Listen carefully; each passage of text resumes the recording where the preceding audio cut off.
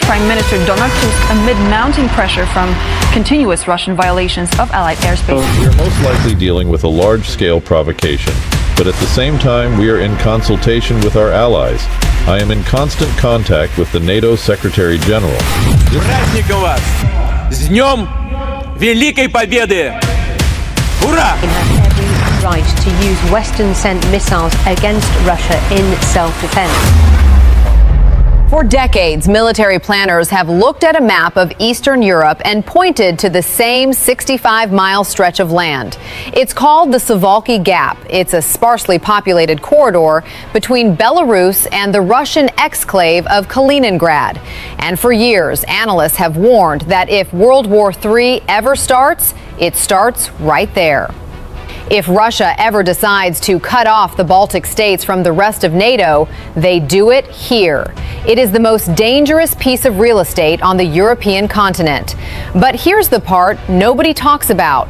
While everyone has been staring at the gap, Poland has been quietly building something that the Kremlin never saw coming.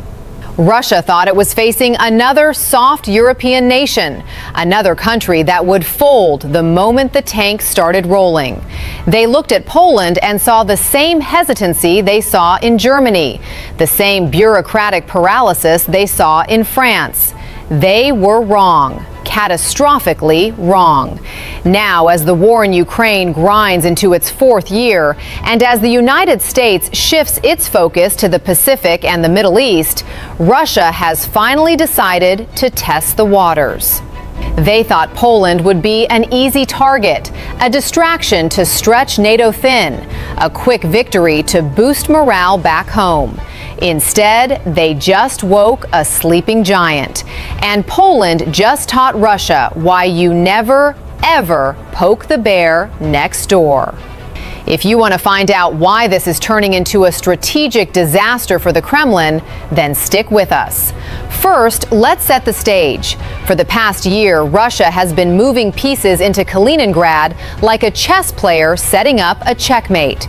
We're talking Iskander missiles, nuclear-capable systems that can reach Berlin in 5 minutes, and naval assets that have turned the Baltic Sea into a potential tinderbox. They've been running exercises simulating a nuclear strike, just to remind everyone what they're capable of. Belarus, under Alexander Lukashenko, has fully integrated its military with Russia's, effectively turning the entire 250-mile border with Poland into a forward operating base for the Russian army. The troops are there. The tanks are there. The artillery is there. The assumption in Moscow was simple. Poland, for all its bluster, is alone. The U.S. is distracted by Iran and China. Germany is hesitant, stuck in its pacifist coma. France is talking but not acting. So if Russia pushes a little, if they create a crisis, Poland will have to back down. They'll call for a summit, they'll negotiate, and Russia will get what it wants without firing a shot. That was the plan. This is where things started getting weird. In early March 2026, Russia decided to push. It wasn't a full-scale invasion, not yet. It was a hybrid assault, the kind of warfare they perfected in Georgia and Crimea. Cyber attacks slammed into Polish government networks, taking down railway systems and air traffic control temporarily. GPS jamming over the Baltic caused civilian airlines to divert flights, stranding thousands of passengers. And then Russian fishing vessels started cutting undersea data cables in the Baltic Sea, crippling communications between Poland and its Nordic allies. Sweden and Finland detected the sabotage, but by the time they got there, the damage was done. It was designed to sow chaos. It was designed to test NATO's Article 5 resolve. It was designed to see if the alliance would actually fight or just wring its hands. And for a moment, it looked like it might work. European leaders bickered in emergency sessions. Germany stalled, asking for more intelligence verification. The usual diplomatic hand-wringing began, just as Moscow predicted. Here's what changed everything. Poland didn't call for a summit. They didn't beg for help. They didn't wait for a consensus in Brussels. On March 4th, Polish President Andrzej Duda went on national television, and with a calm that should have terrified the Kremlin, he announced Operation Eastern Shield. Within hours, the Polish military did something no one expected. They moved. They moved fast. Before we break down exactly what happened and why this matters so much, please make sure you subscribe to War Theory. We're giving you the real analysis nobody else will touch. Poland didn't wait for NATO to deliberate. They didn't wait for the UN to issue a resolution. They activated their territorial defense forces, not just the regular army, but a civilian militia that has been training for this exact moment for years. This isn't a ragtag group of weekend warriors. We're talking about 40,000 highly motivated, well-trained citizens who know every inch of their local terrain. In 48 hours, Poland moved 200,000 troops and reservists to the border with Belarus and Kaliningrad. They didn't just defend, they fortified, they entrenched, they prepared for the worst while hoping for the best. We're talking about the Eastern Shield, a massive defensive line that Poland has been quietly constructing since 2024. It's not just barbed wire and trenches. This is a $2.5 billion network of anti-tank barriers, drone detection systems, and hardened bunkers stretching along the entire border. They've been building it under the radar, literally, using civilian contractors to avoid drawing attention. Russia expected to face a modern army. Instead, they're looking at a 21st century version of the Mannerheim Line, the Finnish defenses that humiliated the Red Army in 1939. And then it went wrong for Russia. What happened next will shock you if you've been buying the Kremlin's line about NATO weakness. On March 6th, Russian aircraft operating out of Belarus attempted to probe Polish airspace. It was supposed to be a simple test of reaction times, a way to see how quickly the Poles could scramble. But they didn't expect this to work, but it did. The Poles scrambled their F-35s. Yes, the same fifth-generation jets that just shattered Iran's air defenses, and locked onto the Russian Sukhois before they even crossed the border. The Polish pilots didn't just intercept them, they painted them with targeting radar, sending a clear message. We see you, we have you, and if you cross that line, you die. The Russian pilots peeled off. They didn't engage. They turned tail and flew back to Belarus. But the message was sent and received. The skies over Poland are closed for business. However, the real genius of the Polish move wasn't in the air. It was on the ground, and it was political. Poland did something that caught the Kremlin completely off guard. They invoked Article 4 of the NATO treaty, consultation, but they didn't stop there. They simultaneously invoked a bilateral defense agreement with the United States that had been sitting in a drawer for years. This agreement, signed quietly in 2023, pre-positioned American heavy armor and ammunition depots on Polish soil. It was a back-channel deal that the intelligence agencies missed. While the CIA was watching Moscow, the Poles were quietly signing contracts with the Pentagon. So when the crisis hit, Poland didn't have to wait for ships to cross the Atlantic. They didn't have to wait for a political vote in Congress. They just opened the warehouses. Within days, Polish troops were rolling out in American M1A2 Abrams tanks and HIMARS rocket systems that were already sitting there waiting for this exact moment. It was the fastest military buildup in European history. The Russians blinked, and when they opened their eyes, the Poles had an American-equipped army at full readiness. This is where everything fell apart for Putin. The Kremlin had calculated that Poland would be isolated. They didn't count on the fact that Poland has been preparing for this war for a decade. While Germany was shutting down nuclear plants and buying Russian gas, Poland was buying weapons, lots of weapons. They looked at the 2014 annexation of Crimea and said, never again. They looked at the 2022 invasion of Ukraine and said, we're next. And they acted. We're talking about the single largest military buildup in Europe. Poland is spending over 4% of its GDP on defense. That's double the NATO requirement, higher than even the United States spends.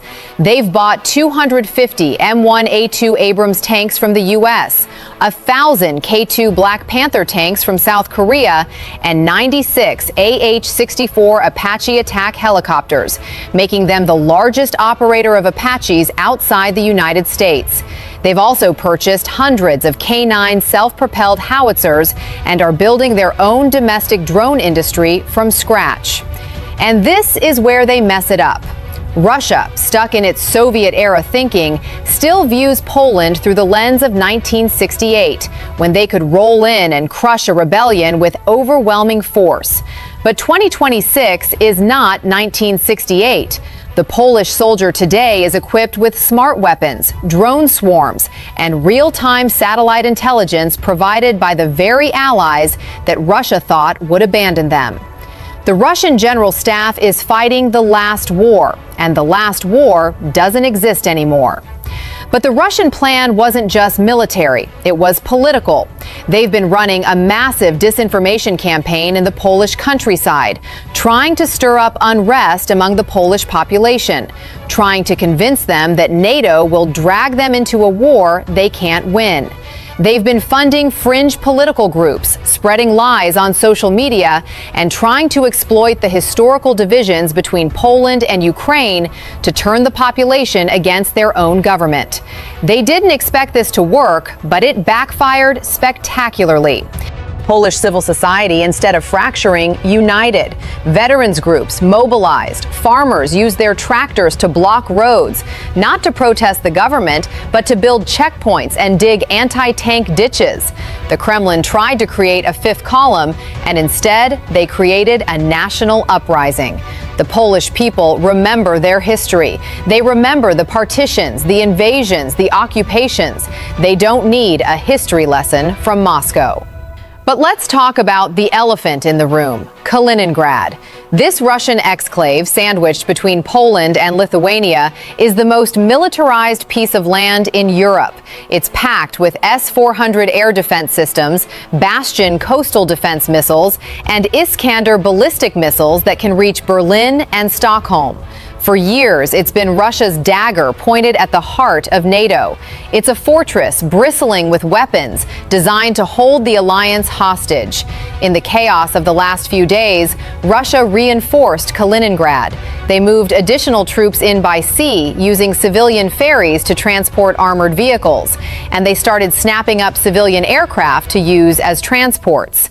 The assumption was that if Poland got aggressive, they could use Kaliningrad as an unsinkable aircraft carrier to launch strikes deep into Polish territory, hitting Warsaw, Gdansk, and Krakow before anyone could respond. But here's the part the Kremlin forgot. Kaliningrad is surrounded. It has a land border of just 65 miles with Poland and Lithuania, but it has no strategic depth. It's a bubble. If Poland and Lithuania decided to close the Suwalki Gap, Kaliningrad would be cut off. It would become a giant cage, a prison for the 30,000 Russian troops stationed there. No supplies, no reinforcements, no escape. And Poland is now in a position to do just that. The Polish military has moved its newest assets, the long-range HIMARS and the South Korean K-239 Chunmoo rocket systems, within range of every single supply route into Kaliningrad. They're not firing yet. They don't need to. But the message is clear. One move by Russia, and the garrison in Kaliningrad starves. They've calculated the flight times, they've plotted the coordinates, and they're waiting. The Russians in Kaliningrad know it. They can see the Polish drones overhead, watching their every move. Let's dig deeper into what a ground war would actually look like, because the Kremlin's planners are starting to realize they've made a terrible miscalculation. The Polish army isn't just large, it's modern. It's equipped with Leopard 2 tanks, upgraded to the latest standard, and those new Abrams tanks we mentioned. But the real game changer is the artillery. Poland has invested heavily in precision-guided rockets and drones that can loiter over the battlefield for hours, waiting for a target. If Russian armor tries to cross the border, it won't be met with a thin line of infantry. It will be met with a wall of fire. The Polish strategy is defense in depth. They're not trying to stop the Russians at the border. They're trying to pull them into a killing zone. The first wave of Russian tanks would hit the anti-tank barriers and minefields of the Eastern Shield. While they're stalled, trying to find a way through, the Polish artillery and attack helicopters would decimate them from the flanks. By the time the Russians reached the second defensive line, they'd have lost half their armor and most of their momentum. And then there's the air war. The Polish Air Force, with its F-35s and F-16s, has complete air superiority over its own territory. The Russian Air Force, already battered by the war in Ukraine, would struggle to even reach the battlefield. Any Russian aircraft that tried to provide close air support to the ground troops would be shot down before they could release their bombs. The skies over Poland are a no-fly zone for the Kremlin. But the battlefield isn't the only place Poland is winning. This is also a war of economics, and Poland just delivered a knockout blow. For years, Russia has used energy as a weapon. They cut off gas to Europe, hoping to freeze the continent into submission, hoping to create a refugee crisis that would destabilize governments. But Poland saw this coming a mile away. They spent years building the Baltic pipe, bringing in Norwegian gas, and constructing the Świnoujście LNG terminal, which can now receive shipments from the U.S. and Qatar. They diversified. They prepared. Today, Poland is energy independent. Russia has no leverage over them. Zero. In fact, it's the opposite. Poland is now using its position to block any remaining Russian energy flows through its territory, hitting the Kremlin where it hurts most, the wallet. Every day that the pipeline stays closed, Russia loses millions of dollars it desperately needs to fund its war machine. And then there's the port. The Polish port of Gdansk has become the main hub for all goods going into Ukraine. It's the lifeline. It's where Western weapons and humanitarian aid come ashore before being shipped east. And Russia knows that if they can interdict Gdansk, if they can sink a single ship in the harbor, they can strangle Ukraine's resistance. But every time a Russian ship gets too close, the Polish Navy, backed by the German Navy and the Royal Navy, is there to escort them away. The Baltic is becoming a NATO lake, and Russia is being pushed back into its harbors, watching helplessly as the supplies flow in.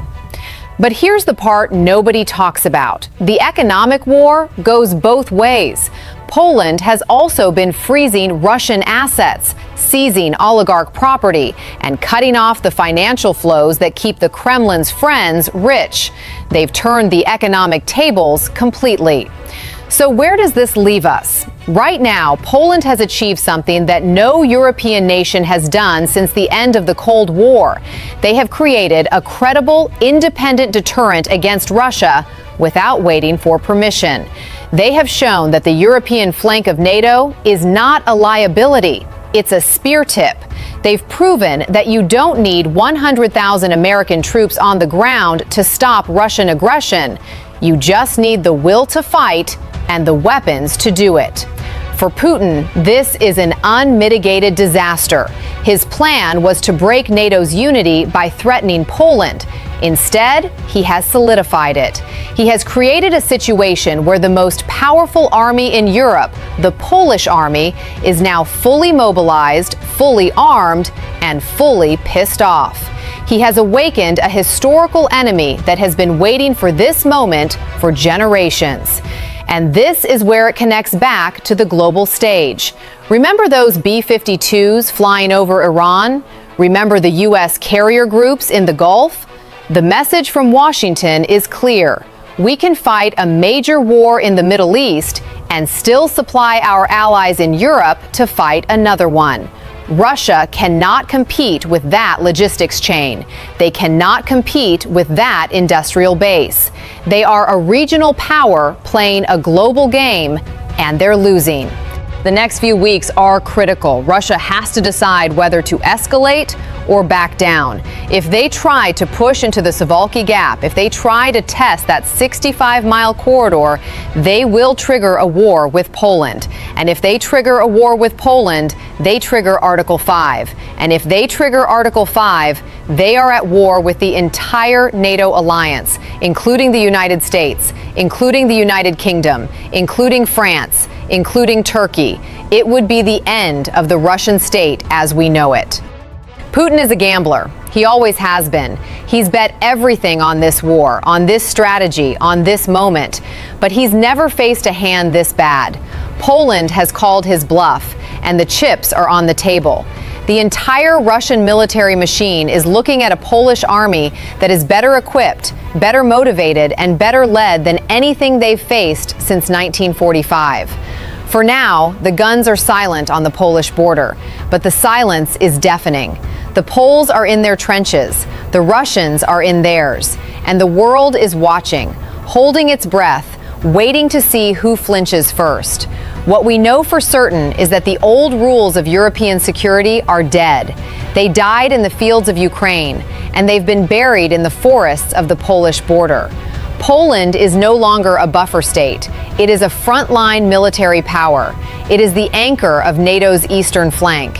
And Russia, for the first time since 1945, is facing a neighbor on its border that is not afraid to fight back, not afraid to die, not afraid to win.